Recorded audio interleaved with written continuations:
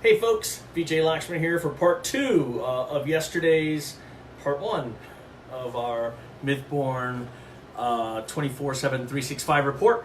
Yesterday I talked about book 4 and about how I was using jumps from back and forth in time to tell 2 parts of the story so that you guys got better context as to some of the earlier histories of these characters and why they might act the way they do.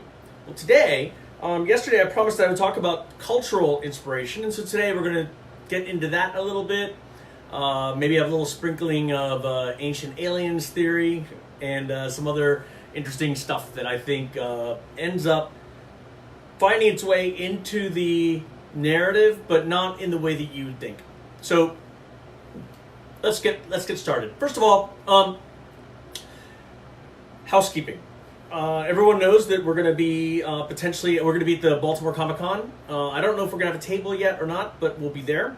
The second thing is, you guys know that the audiobook is inbound. I looked at the status today, and it's still in the process of being reviewed. So it could happen any day. So as soon as it does, I'll let people know. I'm really excited for everyone to get a chance to hear it. Again, it's voiced by Michael Kramer. Michael Kramer has done Brandon Sanderson's books. He's done a number of different books. If you look him up, he's exceptional. And I'm really, really lucky to have gotten him as the narrator. And then finally, I think, we're working hard on trying to get a bunch of other things going. The Patreon page, other just fun things. I mean, I want to try and make these Facebook Live events happen more often, potentially twice a week.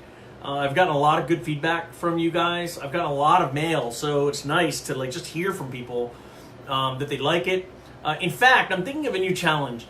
So people ask me these crazy questions based on my background, because my background is so varied. And sometimes I'm either asked the questions here, or I'm asked on Quora, where I was the 2017. I was given a Best Writer award on Quora. For those of you who don't know, Quora is where you can ask a community of folks from very different backgrounds anything. I've asked questions about physics. I've asked questions about relationships. I've heard and read questions that people ask the craziest stuff. They've asked things like, when you go to jail, how do you avoid getting shivved? And how do you work out in your own, in your own cell? And everything from there to, if you had $10,000, what would you do to make it into $1 million? And so, it's a pretty cool forum. If you get a chance, go check it out. There's a lot of great people on there. The community's great. And you can really find interesting things to ask about and interesting questions to get answered. Anyways, so I was, so sometimes people hit me up on there asking me questions, and sometimes, and a lot of times they just shoot replies to these or onto the Facebook site or other places, or onto our website, or I just get emails. But here's a challenge. I have read a lot about a lot.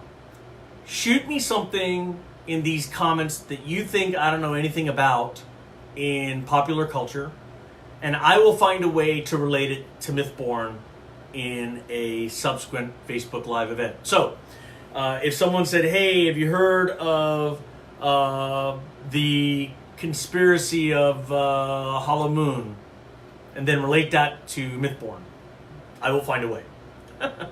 It might be funny, but I'll find a way. So today we're going to talk about, I'm going to start with sort of cultural myths and mythology and how they sort of play into the Mythborn world. So when in college, I had a minor in creative writing, and one of the things I took was myths and mythology, Arthurian legends. I did a class on Tolkien versus C.S. Lewis. I actually wrote my senior thesis on Tolkien versus C.S. Lewis. For those of you who don't know, if you see one of my earlier ones, strangely enough, it was that paper, the fact that I wrote that paper, and the fact that I'd written in my personal interest part of my resume that I'd written that paper, that actually got me the job running the Tolkien license for Universal Studios when I was a games developer. So, never know what's interesting in your resume that might actually end up giving you something really cool to get to follow up on. So don't think anything that you put down isn't interesting to somebody. Um,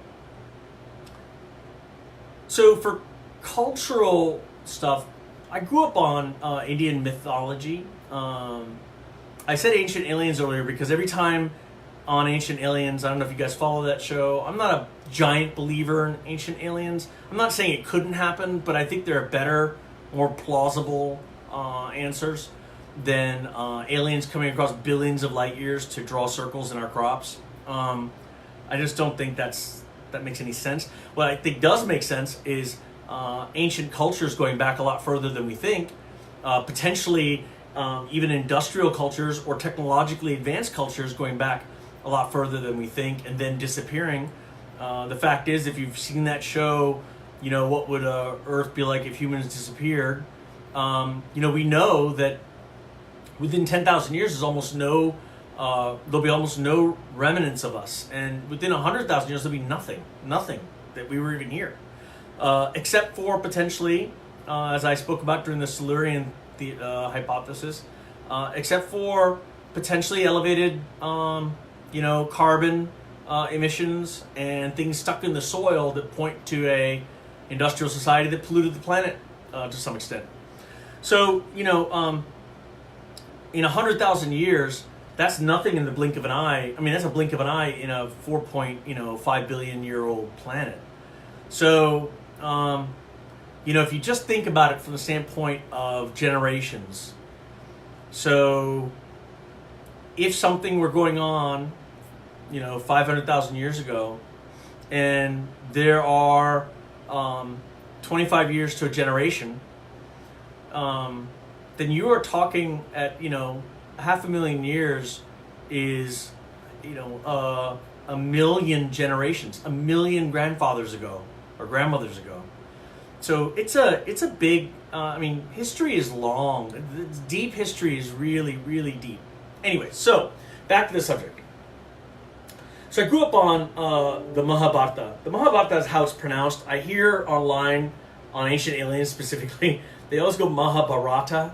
I don't understand it. I do understand that's how it's spelled, but this is a plea to anyone who pronounces it after this. Please pronounce it Mahabharata. That's how it's pronounced, Mahabharata.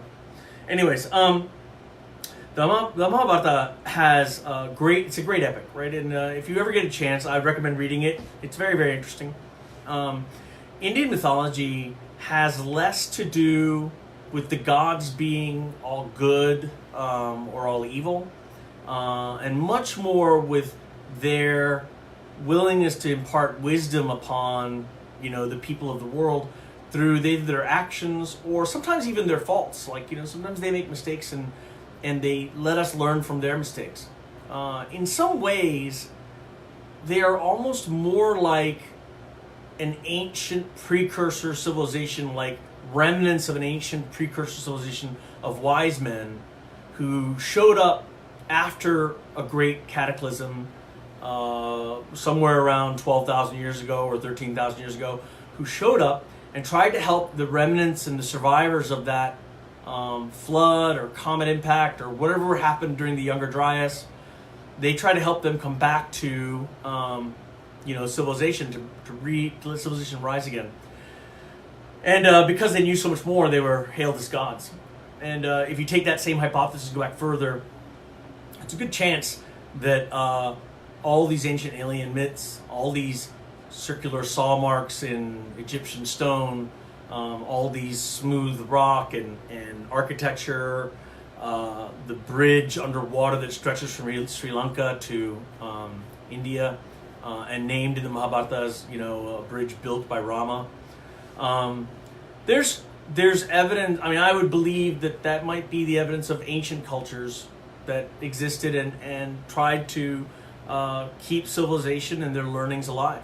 And that includes places like Atlantis, High Brazil, and others. Other old cultures that are named in different mythologies of the world from all over the world. I think it's odd and interesting in ancient mythologies that everybody, to some extent, has a flood myth. I think that there probably was some kind of cataclysm that hit the planet. There's evidence that the Laurentian ice plate that covered North America was impacted by a comet approximately 12,800 years ago. That comet hit the Laurentian ice basin and then skipped over, hit the Chesapeake, and then skipped over and hit Turkey. If that happened, we would have seen a worldwide flood, as so much ice was melted and then became water. And if you look at the Badlands up in Colorado and the Northwest Pacific, you can literally see scarring of the earth that looks like ripples of sand from huge amounts of water that must have flooded through those areas. So I think that there's this common history and mythology. I think history becomes mythology over time. And I think that we try and remember mythology through those ancient sayings. I think that's how those ancient people tried to make us remember what happened. So, when I look at these ancient mythologies and these ancient myths, and I think of like what was going on there, I think, what would it be like if a world like Eden, like in Mythborn, had an ancient precursor civilization? Perhaps a civilization that was marooned here because of an accident terraforming this planet. And they started with high tech, but slowly that technology devolved as less and less people knew how to use it, and it became magic, and ultimately became steeped in mysticism, and then science and the rest. As people disappeared, these things became less and less able to be taught, and ultimately they became a kind of rhetoric that had been codified into mythology. And now imagine a world like Eden where this ancient technology reacted to people's minds and to the way that they thought, so that dreams came to life. Now, in that world, as we sort of dove down deeper into mythology and mythological thoughts and processes, you would see these ancient gods come to life. You'd see these myths come to life. And that's sort of the premise behind Mythborn. But what I try to do is turn things around a little bit. So in Mythborn, you see the precursor of mythology, mythological stories we hear today. But I'm putting them down as if they were the origin stories that our myths today grow from. So in the Mahabharata, for instance, there's a story of one of the gods not being able to be killed in day or night, inside or outside, by a man or a woman. Actually, it's not in the Mahabharata. It's actually in a story called Prahalad, but I'm sort of mincing words, because ultimately, if you read one Indian legend, you'll probably end up reading this one too.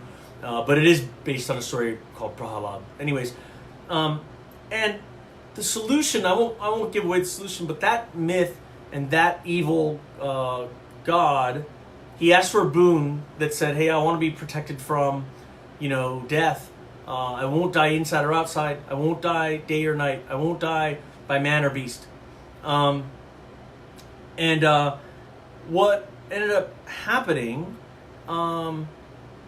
is, an interesting kind of parable within how Indian myths often happen, right? Much like Aesop's fables, there is a thin line that if you follow, this guy can still die.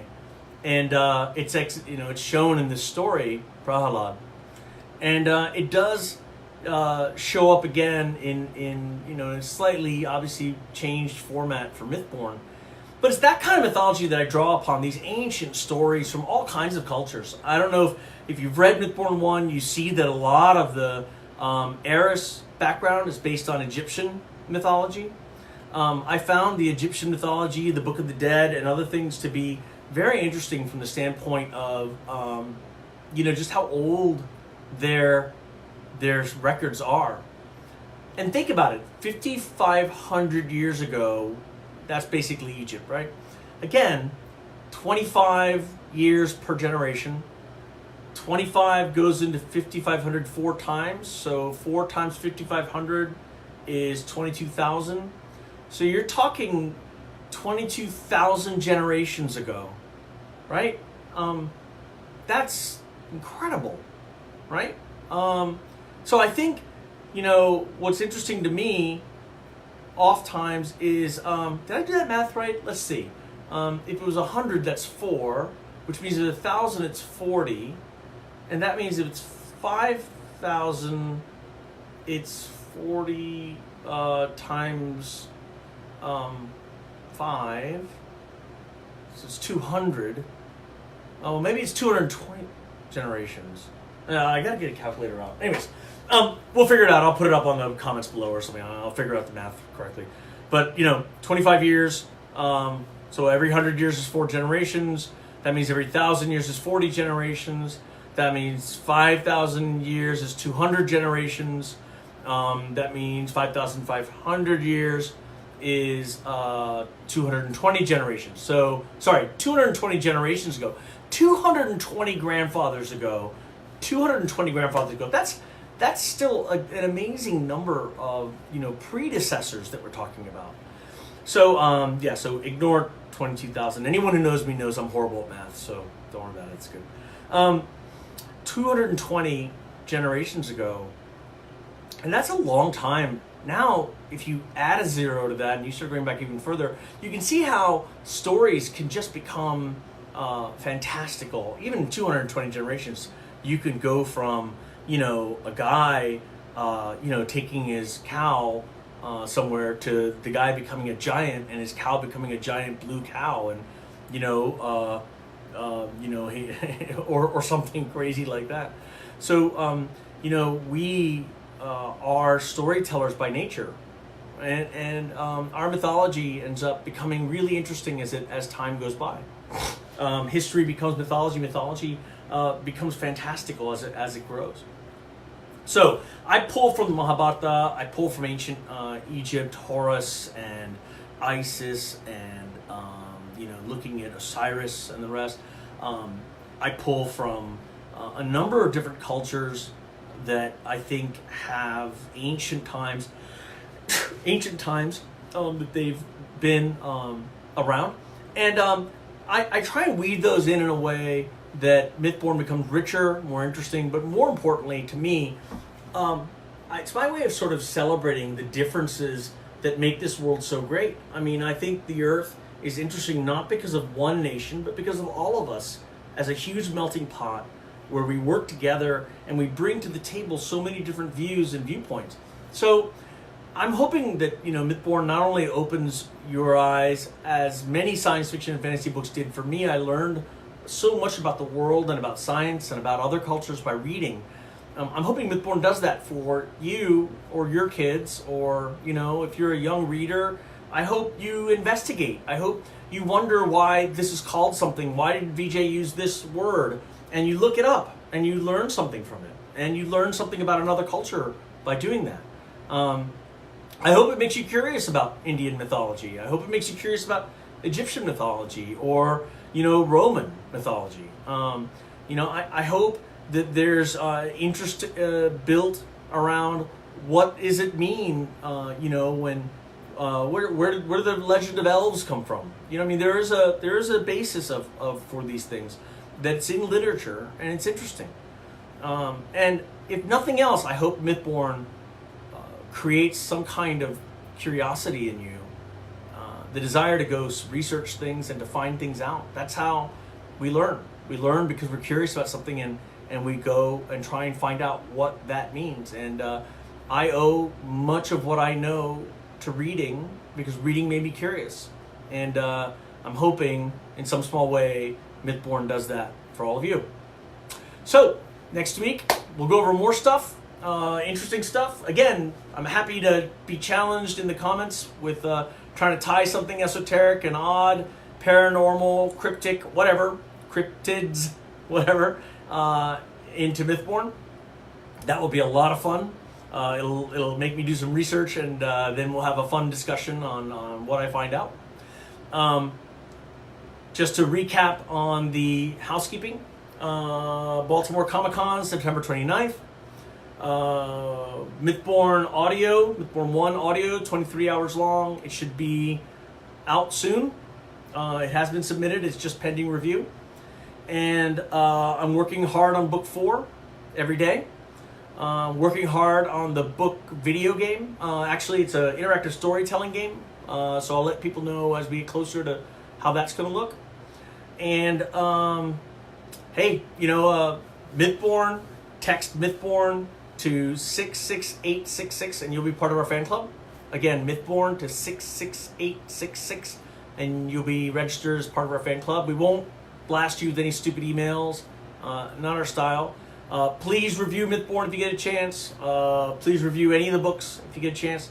Read, spike your curiosity, go find things out. And, I look forward to sharing more with you guys in the next coming weeks. Look forward to maybe 2 of these next week as we try and answer user mails, fan mail, and also go through some fun topics. Thanks a lot. Talk to you guys soon. Bye.